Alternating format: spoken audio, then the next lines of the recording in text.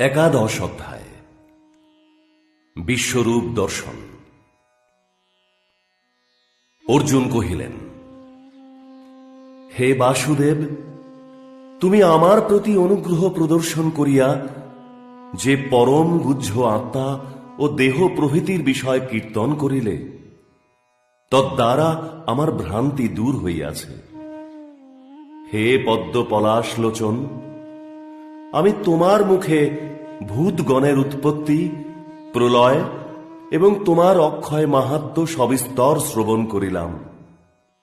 হে পুরুষোত্তম, তুমি আপনার ঐশ্বর রূপের বিষয় যেরূপ কীর্তন করিলে, আমি তাহা দর্শন করিতে অভিলাষ করি।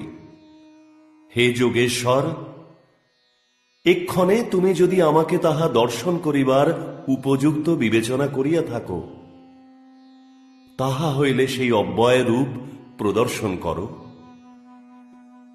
বাসুদেব কহিলেন,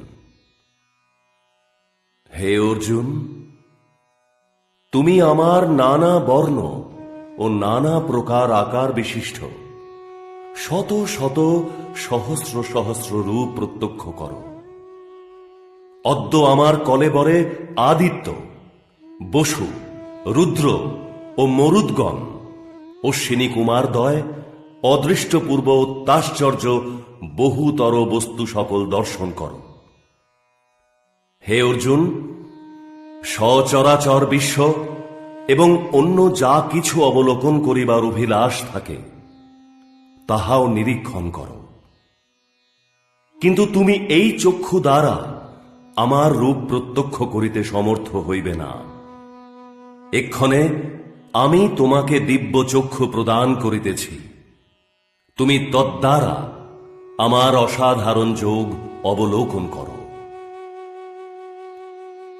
সঞ্জয় কহিলেন, হে মহারাজ, অনন্তর মহাযোগেশ্বর হরি পার্থকে বহু মুখ ও বহু নয়ন সম্পন্ন, দিব্যালঙ্কারে অলঙ্কৃত, দিব্যায়ুধধারী, দিব্যমাল্য ও অম্বরে পরিশোভিত, দিব্যগন্ধ চর্চিত, সর্বতোমুখ, অদ্ভুত দর্শন, পরম ঐশ্বর রূপ প্রদর্শন করিলেন। যদি নভমণ্ডলে এককালে সহস্র সূর্য সমুদিত হয়, তাহা হইলে তাহার তৎকালীন তেজপুঞ্জের উপমা হইতে পারে। ধনঞ্জয় তখন তাহার